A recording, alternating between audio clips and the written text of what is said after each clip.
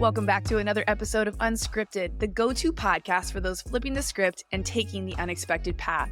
I'm your host, Jessica Bergio, holistic life and business coach, author, speaker, and self-proclaimed high-energy hype girl.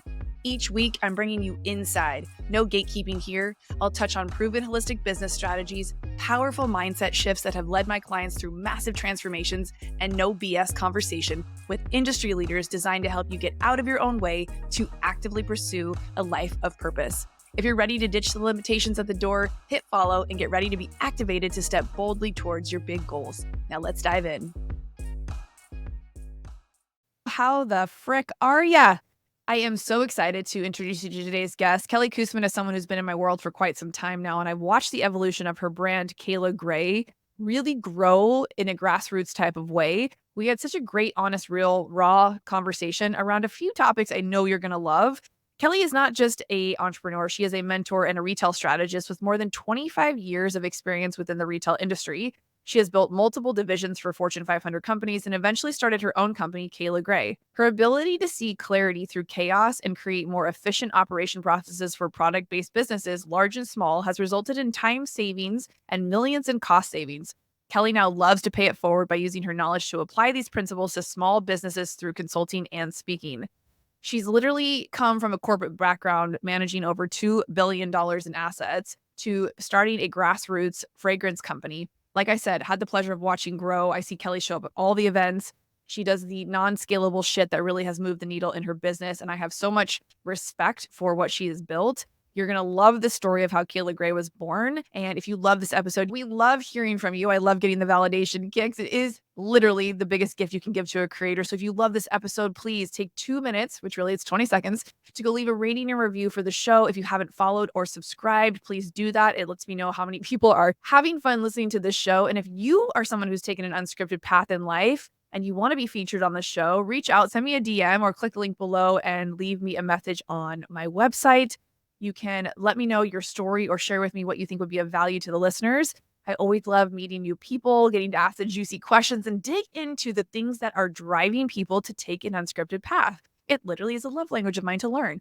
I love being a nosy little bitch. So if you love being here, let your girl know. And without further ado, let's jump into today's episode with Kelly Kussman. Kelly, welcome back to the show. How are you? I'm so excited to be here. Thanks for having me back. I can't wait to chat today. Yes, you have done a lot of things that I have wanted to do, have dreamt of doing, but have been, let's just be honest, scared to do because A, of the investment, literally, financially, and B, of not having clarity on what exactly I wanted to bring into the world. And C, I know it's a lot of freaking work. So please introduce yourself to the listeners and kind of share with them who you are and the company that you've created, which is just beyond, I imagine, what you even had dreamt of in the beginning. Yeah, totally. So my name is Kelly Kussman. I'm the founder of Cayla Gray Fragrances. We are a clean, transparent ingredient fragrance company that I launched in 2020. And a little bit of my backstory. I was born and raised in Wisconsin, nature obsessed, but also beauty obsessed a little bit. I always dreamed of having a career in beauty, but never knew whether or not that would ever work out. My first job ever, though, was actually as an assistant buyer of women's fragrances for a subsidiary of Saks Fifth Avenue. And I completely became obsessed and fell in love with the way that fragrances made memories tangible for me and had a story to tell. And I hoped I could have a career in beauty, but didn't know where that was going to take me. And really for 20 years after that, I really scaled my career, climbed the corporate ladder in a whole bunch of different corporate retail environments, did everything from buying to finance to logistics to supply chain to production. My last job was actually as a senior director of sourcing and production for PetSmart. I managed $2 billion of business for that company before I left and decided to start my own company. Always wanted to start my own company, but it's very hard to walk away from, at the time, what I thought was important: the steady accolades, the recognition, the bonuses, the paychecks, the health insurance, all the things that come with what we think is a steady corporate job. So I never did. I never left, never did anything with my dreams. But in 2017, I actually suffered from a ruptured ectopic pregnancy and almost lost my life. And then it happened again in 2018. And after those two instances, things really slowed down for me. And I realized that life is so short, it's not guaranteed. And I really needed to go after the things that lit me up. And I wanted to make more of an impact with my days. And so I started working on my company because during my pregnancy, I was told I couldn't wear fragrances because companies were not required to disclose ingredients. And we had no idea what was actually in them and whether or not they were safe.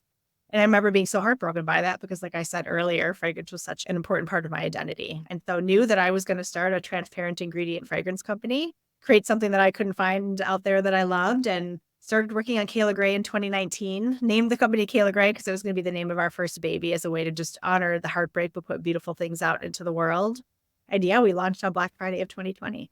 I think I learn a little bit more of your story every single time I hear you. I've heard you speak on stages. I've had you on the podcast. I've heard you on other people's podcasts. We run in similar friend group circles, and it never ceases to give me chills, literally full body chills. One, I'm obsessed that you finally went after your dream, even through such a challenging time. And it is so true. And I hate that it is the case for many of my clients and probably a lot of people besides just yourself, that it sometimes takes the pain of something to wake you up and get you to do the things you've always wanted to do. Things you know deep down are really where you're supposed to be. Like I started the podcast with, maybe you're scared, maybe you're unclear, you have no real big vision for it. You just know there's something on your heart. And so the fact that you were able to turn your pain into something so purposeful and then 10x that by way of bringing other people's visions, dreams into your business. I love all the collabs you've done with a lot of our friends and people in the industry over the last couple of years. You've humanized the brand by continuously connecting with people where they're at and creating new sense for them. I had no idea that companies did not have to share or disclose what is or isn't in their products. And there is a lot of hype around organic or clean beauty. It's a big trend right now. And I think it was on the cusp of becoming a big deal when you launched the company, but even more so now, especially after the thing that cannot be spoken of that shut us down in 2020. People care now what they're putting in their bodies and on their bodies even more so. I know that I've tried several of the scents that you have. I'm obsessed with all of them. I too am obsessed with fragrance and beauty and have been looking for companies to work with. I think when you get in your 40s, you're just like, let me start doing the right thing versus in your 20s and 30s, you're like, YOLO, whatever. But now we start to care a little bit more. We're starting to age. We're starting to feel like a little bit more sensitive to certain things versus back in the day, you could just deal with whatever. Now people really honestly are waking up to the fact that they are poisoning their body with different things, including fragrances, including candles that are burning in their house. So when you were finally given the pause, where did you start with your company? Because I know there's so many people who are like, okay, I hear you guys. I do have something on my heart. It may or may not be a product-based company. Where does one start when they're wanting to take action on their goals like this? For me, it was really doing a ton of research. Google University, TikTok University now wasn't around when I was starting, or I'm too old to have used it at the time. I do use it now, but for me, it was a ton of research since I knew I wanted to do perfumery and I knew I wanted it to be in clean beauty. Those were the two areas that I really dove into. So I spent a ton of time researching, okay, what classes could I take? Who can I talk to that has built a business like the one that I want to build? Getting myself in rooms and just having conversations with people, reaching out to people of beauty businesses that I am obsessed with and begging for 30 minutes of their time because I had this little dream on my heart that I wanted to see how they built their business and would they give me that time. So for me, it was taking classes, researching, understanding the industry. I needed to really get my arms around like what this opportunity could look like and whether or not I could make my mark on it. Was it just too big of a thing for me to feel like I can be successful in it? And at the end of the day, yeah, it's freaking massive. Beauty and fragrance is massive. But as I started to peel back the layers, I realized that I had a story to tell and I had something that I wanted to create. And yeah, it may be a huge industry and I don't have millions and billions of dollars to put into marketing and building a brand. Doesn't mean I can't create a really beautiful brand on my own. So I created this giant to-do list of things that I wanted to accomplish and every day to put one foot forward and spent 5 to 10 minutes on my business until it just started to snowball and become like this whole beast of its own. So for me, taking a lot of classes and just having conversations was the way that I got started. And the more I got excited about it, the more I realized this is it. This is the thing that I need to go all in on. I knew I got exactly what I wanted to do. So it was just teeny tiny little steps to create momentum behind my dream. Totally. And when I spoke earlier of the collabs I've seen you do over the last couple of years, you've really grown strong in a lot of different people's communities and built up that connection, that networking piece to help elevate the brand and help get it into the hands of more people who are your ideal clients. So let's talk about how one can leverage even a small community of people in order to build deeper connections to help grow their brand. I think what's really interesting is that to this day, we just started year 4 of Cayla Gray. I have not spent $1 on marketing. We haven't done any paid ads. We haven't paid any influencers. We haven't done any of that. It all has been organic word of mouth, just me getting in rooms with people and creating a genuine connection with them. I came from a corporate background. I didn't know one entrepreneur in Phoenix, not one. I had an Instagram following of 100 people on my personal page. Cayla Gray didn't exist. I had 0 followers on the Cayla Gray page. talk about starting from scratch. I didn't know anybody. I had no connections.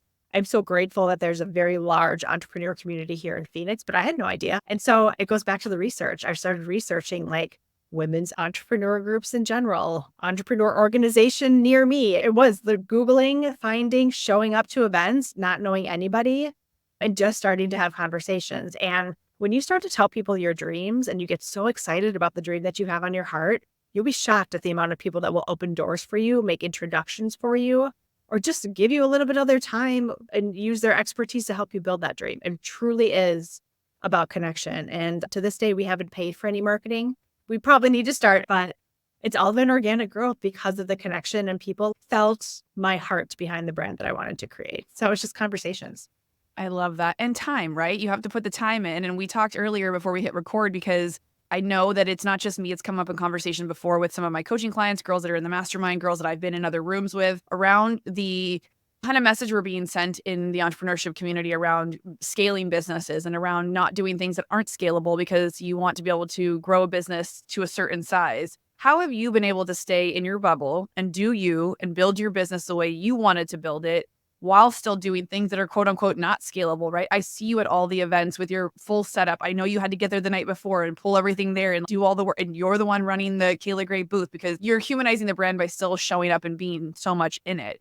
So can we speak to that a little bit? Because I guess it's a two-part question. One, that, and then two, how do you not fall into the comparison trap of looking at maybe other companies' numbers or other people and what they're doing? Yeah, that's a whole other layered question. We have a 6-hour podcast coming, you guys. Here we go. That's the big one to unpack. But in terms of showing up, many coaches out there are going to tell you if you're not doing something that's revenue generating or you're not doing something that's scalable, it's not worth the time. I think you have to really take a step back and think about your company in general. What is the long-term vision for this company? For me, Cayla Gray, it's not just a company that I'm looking to scale and get out of one day and create a company that doesn't have a lot of depth. We have a lot of depth. We have a lot of attention behind my brand. It's not a product that I can just go out and sell millions of units on like it sells itself. There's a story behind the brand, and I want people to really connect with me, my story, because they're going to be that much more deeper connected to my brand in general. They're going to be repeat customers. They're going to come back and want to hear more stories. They're going to connect with the people that I'm doing collaborations with or that we bring into our shop. And for me, taking the time to maybe do non-scalable events, or me showing up and doing tiny little speaking engagements, or me showing up to people's podcasts that have a tiny following, is creating community that is then going to scale my business on its own, because these people are going to fall in love with what we've created in Cayla Gray, and the sales and revenue will follow. And so I think there's a lot of ways to build and scale a business. I think the investor route is very glorified, getting a ton of money and just blowing your business up, throwing a ton of money at all the different things, and hopefully one makes it. And then you exit and you make millions of dollars on this exit. It's very glorified. It's a unicorn mentality that not a lot of businesses can reach. There's a whole nother side of business that me and my dad talk about all the time, and it's building a really beautiful life. It's building days that you get excited to wake up and do your job. For me, there are two different mentalities, right? There's the mentality where there's like the shiny object, the goal that you have, and all of your days are meant to hit that goal. And I found, because I did it in corporate, right? I was managing $2 billion of business. We had that North Star goal that we were trying to hit. And everything that I did during my days was to hit that goal. And then we hit that goal and I just felt empty. And I was like, what's the next goal? Whereas when I started Cayla Gray, I wanted to be very intentional about loving my days, loving the connection that I have with people. I wanted to create a brand that I was excited to wake up and do things for every single day. And I knew that if I did that, my community would get just as excited as I am, and the revenue and the money would come. And it did. And so there's just a million different ways that you can build a brand. And so I think it really is about taking a step back and looking at, do you want a huge exit in 5 years? Well, then you build that brand very differently than a brand that you're looking to create something really beautiful and intentional that you spend your days in. And you can do both too, but those are usually the unicorns that are happening out there. So really anything is possible. You just have to figure out what you want to do. Yes, that is key. Figuring out what you want to do first and foremost. And I think there's so much information out there that you can really have that choice when you're starting something and gear it towards that if that's the case. And there's nothing wrong with wanting to have that $1 billion exit if that's really on your heart. But again, I have been in your shoes before too, where I've reached those big goals and felt a little bit empty. And I didn't wake up with purpose every day. It was almost just like nothing was ever enough and nothing ever felt like it was enough because there was always that next stretch goal, the next person or thing I was comparing myself to. So that was the second part of the question of staying in your own lane and being able to focus when there's a lot of noise around you, especially in the entrepreneurship world of what you should do. And I'm sure a lot of people give you unsolicited advice. I would imagine having a company and now a brick and mortar store that you opened recently. Can we speak to that? I feel like everyone deep down wants for other people to succeed. They say things with the best of intentions, but often when we get into that comparison world, it's hard to not be consumed by what you should be wanting versus what you actually do want. And luckily, it sounds like you have your dad who's a great sounding board to keep you focused on, I just want to really enjoy my days and have this be something that still really means something to me. I think having people that you can gut check your thoughts and feelings off of to make sure that you're always going back to your true north, your gut feeling is something that's really important. So that was the first thing I did. I had my dad who built and sold his own business. And so luckily I have somebody to rely on that knows me and my heart. I mean, literally from day one, he knows like, you're acting a little funny on this conversation or this opportunity. You may want to rethink what you're thinking about. But I also built a board of advisors that I go back to that have built massive beauty brands that were willing to give me their time for free just because they believed in my company too. I've got CEOs of massive beauty companies. I've got VPs of marketing for beauty companies. I've got some really great people on my advisory board that I go to all the time to ask questions and bounce things off of. And so I use a lot of those people to gut check opportunities. When we think about putting blinders on, it's something that I did a lot of when I first started my business because the fragrance and beauty world in general is very saturated and it takes a lot of money to be successful in a lot of instances. But that doesn't mean that you can't bootstrap a business and really build an intentional business that will generate a lot of revenue and gross margin. And so I wanted to do things a little bit differently, but even I got caught up in the investor world of things over this last year. And when I'm feeling like I'm getting imposter syndrome or I'm looking at what everybody else is doing and feeling like I'm not growing fast enough or I don't have enough followers on Instagram or all the things that we tell ourselves, I always go back to a thing that I keep as like my North Star. And I say that everything is explorable. If there's something that I'm curious about, like how did this brand like blow up so quickly? I'll dig into it a little bit. I'll learn a little bit more. I'll find out a little bit more. Maybe they have $1 million of investments behind them. So you know what I'll do? I'll go out and I will immerse myself in that investor world, learn a little bit about it and go back to my gut feeling on, is that a right opportunity for me and my business or not? I'm just a naturally curious person. I will listen and learn about all of these different opportunities. There's always coaches and all these people out there that will sell you the world. So spend some time learning about it. You'll get an immediate gut feeling that you really need to lean into and listen to on whether or not that opportunity is right for your business. I spent time in New York and Austin digging into the investor community. And I realized at this point in time, it's not something that I'm interested in. I don't want external investor money. I'll continue on the path that I'm on. We may be growing slower than somebody who got $1 million of cash infusion, but I'm totally okay with that because I still have full control over my business. And that's ultimately at the end of the day, how I want to spend my days. And so for me, the imposter syndrome and looking at everybody else, it sparks a natural curiosity in me that actually fuels me to learn more about the outside world and all the things that are going on to help me gut check myself to make sure that I'm still on the right path. So I kind of look at it and spin it a little bit differently. Yeah, I love that. Great perspective. Thank you for sharing that insight and that you are exploring things, but then coming back to your values and the mission that you are currently sitting in for the business and your life around what you're willing to lean into or not. And sometimes it's sacrifices. If you're willing to bring in $1 million, what's that going to cost on the back end? Everything comes with its own set of things.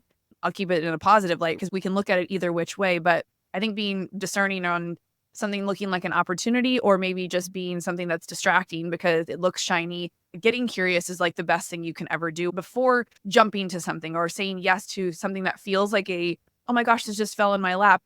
Double check. Nothing ever needs an answer that day or that week. Sit with it. I know we were both into human design and the Enneagram. And I just know for me, I'm a gut reaction type of person, but I also know that I have to wait like 24 hours or 48 hours to like say yes or no. And I've learned that the hard way several times in my entrepreneurship journey over the last couple of years. But I think there was a reason why I wanted to bring you back on the podcast is because I am so inspired by watching you from afar, seeing you in person and just the realness that you always bring to the business. And I'm sure eventually you could grow to the point where you're still the face of it. And it still has obviously all the story and context behind it, but it is refreshing to see somebody still love to be in the business and not be jumping to the next thing or to sell out or to do that side of it, because we see so much of that going on. And it is kind of frustrating for, I think, a lot of solopreneurs or entrepreneurs who are getting going, feeling like they're not moving fast enough and not getting curious to see how did that brand or person or company blow up? How was it overnight? And then comparing what their actual successes are to those people. You are very in the thick of the entrepreneurship community everywhere, but especially in Arizona. And we see it all the time with a lot of people just not really even appreciating what they have done and what they have created and always looking to do more and have more. I'm in a season right now of trying to slow things down and do less but better. And that seems to feel good. I don't know if it's an age thing or if it's just I don't feel like in my 40s I have anything to prove anymore. I think it's an interesting place to be. And I wanted to have like more conversations around that with people who have been tempted by those shiny things and shiny objects. And I'm sure you've had people come and want to invest in the company. I can only imagine. More recently, actually, was it last year you guys opened the brick and mortar space? Yeah, last April, we opened our tiny little storefront in downtown Phoenix. How's that going? We're great. Summer months are hard because it's so hot. Not a lot of people are out and about. We're in a shared community with other restaurants and bars. So it's great foot traffic, but they don't have air conditioning in the courtyard. They just have misters. And so summers can get a little bit slower, but the majority of the year is great. And I intentionally decided to open a storefront so that we had a place to test and learn products and concepts before we went into mass production and rolled it out for the world to see. And so for us, it was more of a strategic initiative to get to our next level set of goals and get immediate customer feedback and see how people were excited about the things that we wanted to create before actually investing and spending the money on doing so. Genius. Live in-person market research. I love that. What a brilliant idea. And how many years did it take before you guys opened the storefront? We were 2 years in. So in our third year, we opened the storefront. We just started our fourth year this year. Amazing. Congratulations on that. Let's say someone's like, okay, wow, I definitely needed to listen to this podcast today. I've had it on my heart to create some sort of a physical product or a brand. We started off with get curious, go figure out who's doing the things you want to be doing, start to ask questions, beg for some time on their calendar.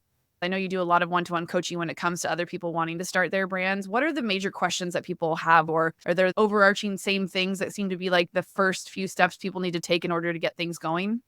Yeah, one, really solidifying their concept. I always say, figure out what type of product you want to create. Create some sort of a mock-up or a design, an idea of what that product actually is. And then go out and start to ask people, is this something you would actually purchase?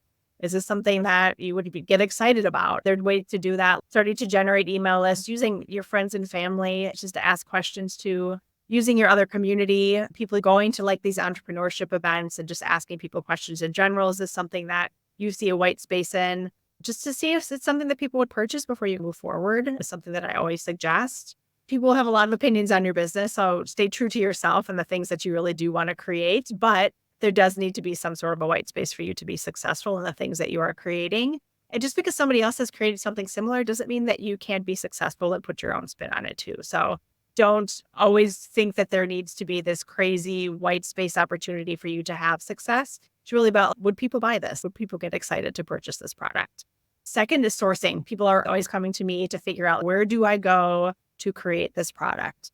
And that goes back to the research, like really understanding where these types of products are made within the world. Are there certain countries that make this type of product more than others? Where are the best manufacturers for these products?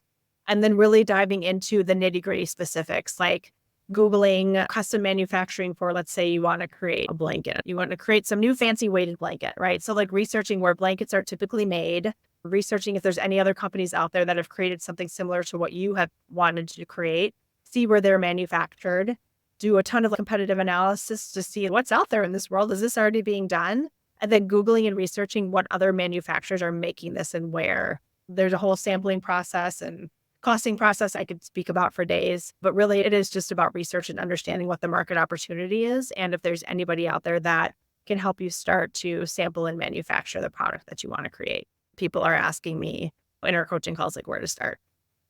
And is that something that you offer? I know you don't really promote it, but I'm sure many people are coming to you, obviously, with all of these questions, given that you've had so much success with Cayla Gray. Do you offer that coaching?